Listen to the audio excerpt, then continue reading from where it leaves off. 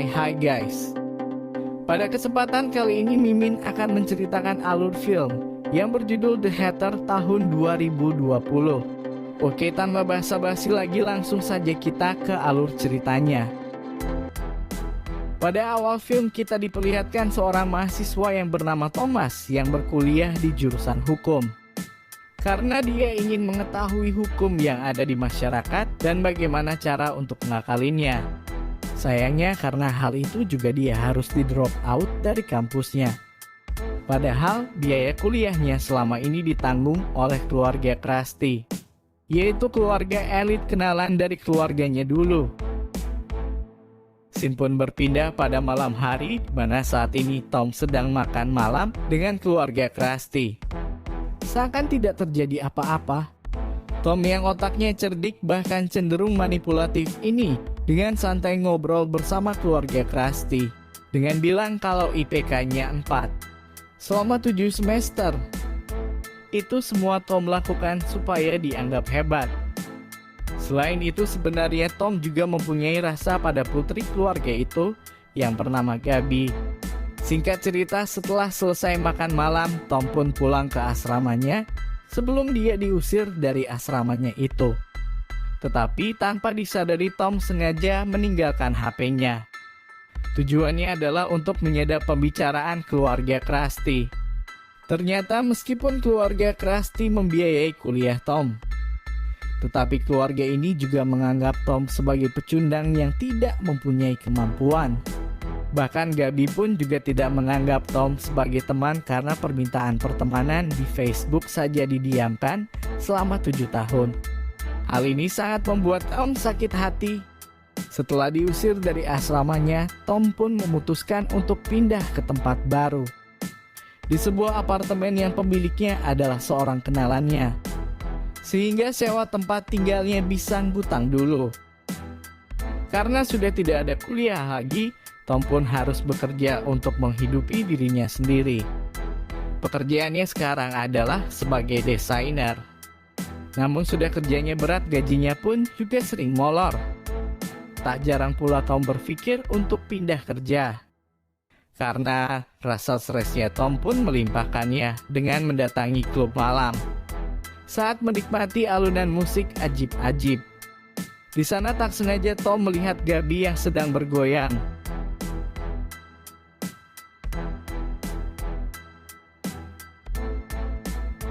Seketika Tom pun langsung mendekatinya. Gabi yang sudah kepalang tinggi pun mengajak Tom joget bersama. Mereka kemudian pindah ke tempat joget khusus yang menggunakan headphone. Ketika sedang asyik-asyiknya joget, Tom pun mencoba untuk mencium Gabi. Namun tiba-tiba Gabi menghilang dari pandangan Tom. Saat Tom menemukan Gabi dan mulai mendekatinya lagi, Gabi malah mengusir Tom karena dia sedang joget dengan orang lain. Di sini lagi-lagi Tom merasa kecewa. Namun rasa frustasinya itu teralihkan ketika dia mendengar seorang ibu-ibu yang bisnisnya sedang dalam masalah.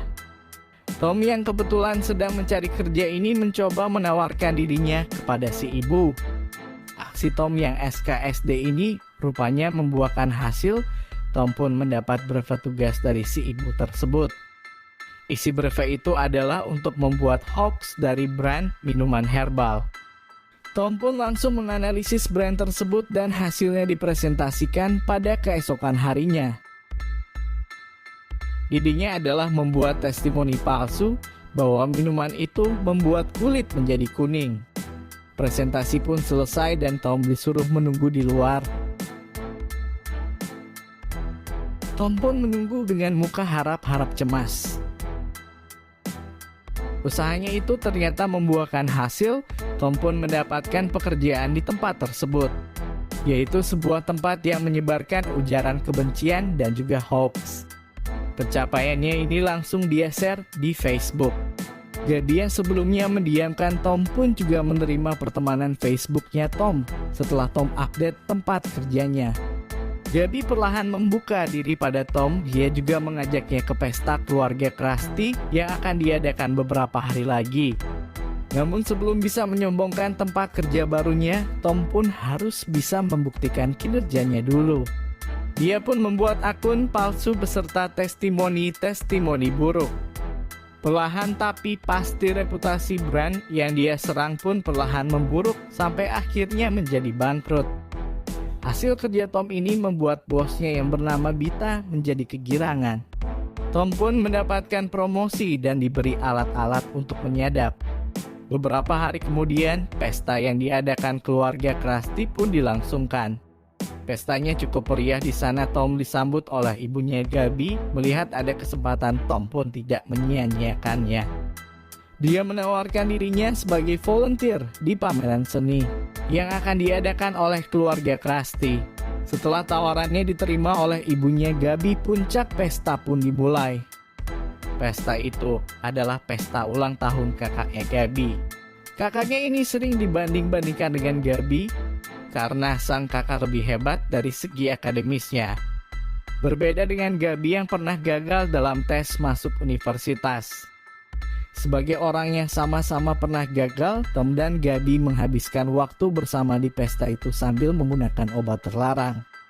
Mereka juga saling menceritakan aib terdalam masing-masing. Yang Tom ceritakan adalah rasa bersalahnya karena di-DO dari kampus. Tiba-tiba saja ayahnya Gabby datang untuk memberitahukan kalau pesta sudah selesai. Waktu pun berjalan dan sekarang adalah hari persiapan pameran. Tom datang menepati janjinya untuk menjadi volunteer. Dia menunggu kedatangan Gabby yang tidak kunjung muncul. Tom pun lalu bertanya pada orang tuanya, akan tetapi respon mereka tidak terlalu baik, bahkan lebih buruk dari sebelum-sebelumnya. Selain orang tuanya, Gabby sendiri juga tak lagi membalas chat FB-nya Tom. Hal ini membuat Tom gelisah. Tom kemudian mengunjungi kediaman Krusty sambil berpura-pura mengambil barang yang ketinggalan. Padahal rencana sebenarnya adalah memasang penyadap yang ia dapat dari tempat kerjanya. Dari alat penyadap itu, terungkap kalau kabar dikeluarkannya Tom dari kampus sudah sampai ke orang tuanya Gabby. Sang ayah juga melihat mereka menggunakan obat terlarang saat di pesta. Karenanya Gabby dilarang untuk berhubungan lagi dengan Tom. Perlakuan buruk keluarga Krusty ini membuat Tom ingin membuat mereka menderita. Aksi balas dendamnya pun dimulai melalui proyek dari tempat kerjanya. Setelah membuat hoax untuk minuman herbal kemarin, Tom diminta untuk menjelekkan seorang politikus yang bernama Powell Rudnici. Dia diusung oleh keluarga Krusty untuk menjadi wali kota. Ini adalah kesempatan yang bagus bagi Tom. Dirinya bisa menyabotase keluarga Krusty sekaligus menunjang karir. Lalu dengan berpura-pura sebagai teknisi internet, Tom menyadap markas tim sesnya Powell untuk mendapatkan informasi. Di Facebook dia membuat kampanye palsu tentang terorisme yang didukung oleh Powell.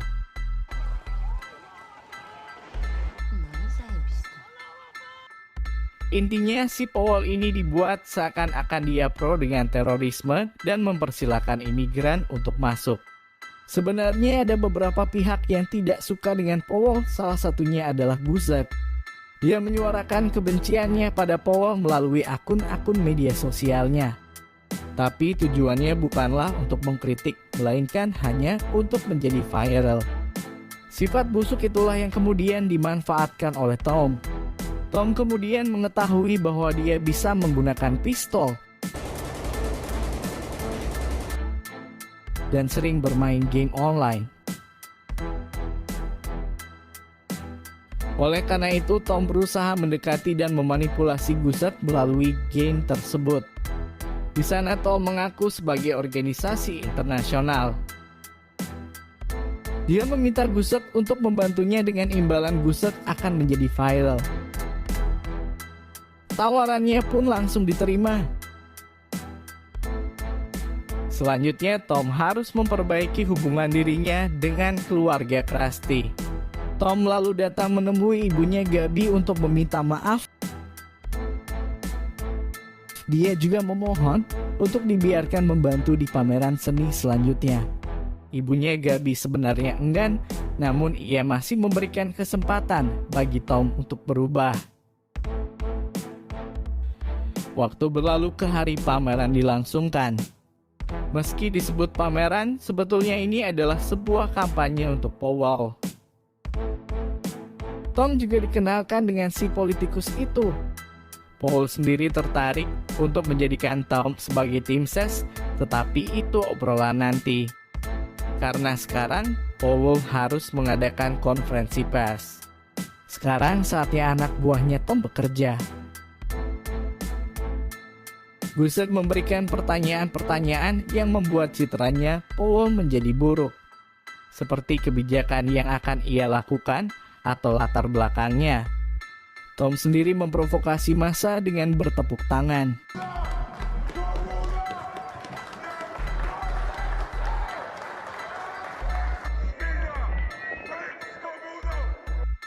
Kejadian di pameran ini membuat Tom dipuji lagi oleh bosnya.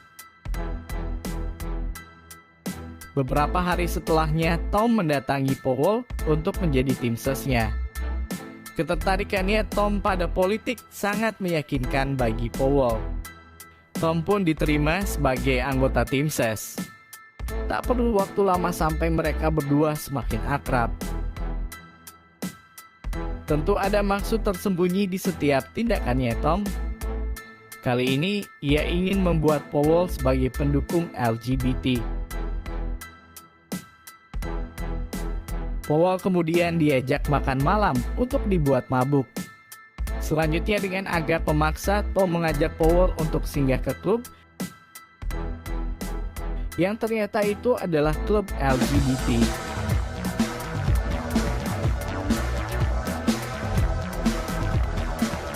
Powell yang mulai teler pun cuman iya-iya aja, termasuk diajak joget oleh Tom. Usaha Tom untuk menjebak Powell pun berhasil, tetapi ada satu hal yang tak pernah dikira oleh Tom, yaitu Powell memang penyuka sesama jenis. Perasaan menyesal terlihat dari raut wajahnya Tom. Namun semua itu terbayarkan saat skandalnya Powell sebagai pendukung LGBT menjadi viral. Skandal tersebut membuat Powell putus asa, bahkan ia sampai berniat untuk mundur dari pencalonan wali kota. Tom lagi-lagi bersilat lidah. Dia meyakinkan Powell untuk tetap mencalonkan diri. Berkatnya Powell pun kembali bersemangat dan Tom menjadi orang yang paling ia percaya. Powell juga mengagung-agungkan Tom ke keluarga Krusty. Pandangan keluarga elit tersebut pada Tom pun kian membaik. Sejak saat itu Tom pun mulai diajak ke berbagai acara dan pesta. Ditambah lagi ia bisa bertemu kembali dengan Gabi untuk memperbaiki citranya. Powell, tim ses dan para pendukungnya menggelar kampanye. Mereka juga demo keliling kota untuk menyuarakan visi-misinya Powell. Sayangnya di ujung jalan, orang-orang yang menentang Powell juga hadir. Kegagalan kampanye kali ini membuat keluarga Krusty menjadi hancur. Mereka tidak menyangka kalau calon yang mereka usungkan dibenci oleh banyak orang. Tom sudah memperkirakan hal ini dengan cerdik. Dia memberi ide untuk membuat kampanye lagi dengan skala yang lebih besar. Pesertanya juga adalah orang-orang yang benar-benar mendukung Powell. Keluarga Krusty pun menganggap itu sebagai ide yang bagus. Dengan begitu Tom kembali berhasil memberikan hasutan. Hal yang sekarang harus dia lakukan adalah menggerakkan Guzzard. Namun Guzzard meminta bayaran untuk misi kali ini, di mana misinya adalah melakukan penyerangan ke tempat kampanye nanti. Gojek meminta bayaran karena khawatir misi ini tidak akan berhasil dan ia harus meninggalkan ibunya yang sedang sakit. Uang bayaran ini juga akan digunakan untuk pengobatan sang ibu. Mendengar permintaan Guzzard, Tom pun harus memutar otak karena ia tidak memiliki uang yang cukup. Solusinya adalah dengan meraih Bita. Si bos ini kagum dan terpikat oleh Tom karena kinerjanya amat baik. Hubungan mereka pun bahkan sampai main ranjang. Setelah pesta di atas kasur selesai sambil memasang muka memelas, Tom meminta uang pada Bita. Bita pun memberikannya tanpa bertanya akan digunakan untuk apa uang itu. Setelah mendapatkan uang dari Bita, Tom pun kembali memanipulasi Guzek. Tom menyuruhnya untuk mengambil senapan yang telah ia siapkan. Uang permintaannya Guzek pun diberikan Tom melalui barang dalam game yang mereka mainkan. Guzek diharuskan membunuh karakternya Tom untuk mengambil barang tersebut. Dengan begini, jejak Tom dalam game tersebut telah menghilang. Sekarang semua pion telah ia gerakan. Hanya tinggal menunggu hari penentuan, yaitu hari kampanyenya Powell. Sesuai dengan idenya Tom dulu, skala kampanye kali ini sangat besar. Pengunjungnya pun amat banyak. Kali ini, Tom ditugaskan sebagai security. Saat sedang bertugas, Powell mendatanginya sambil berterima kasih. Powell berterima kasih karena Tom telah memberikan support dan selalu ada untuknya. Selain itu, Gabi juga hadir dan kembali membuka diri pada Tom.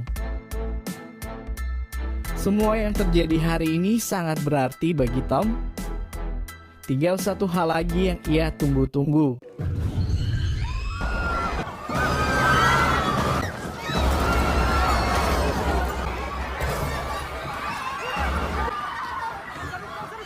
Yaitu penyerangan Guzek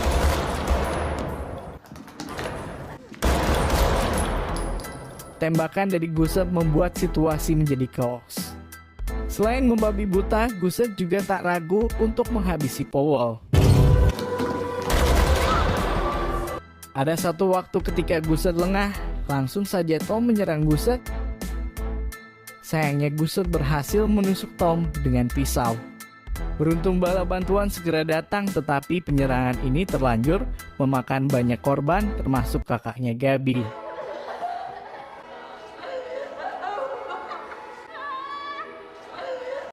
Sekali lagi, semua yang terjadi hari ini sangat berarti bagi Tom.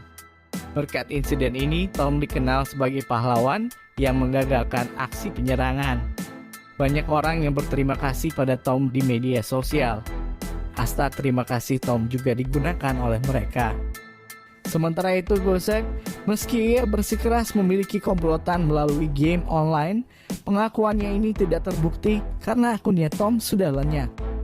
Setelah keluar dari rumah sakit,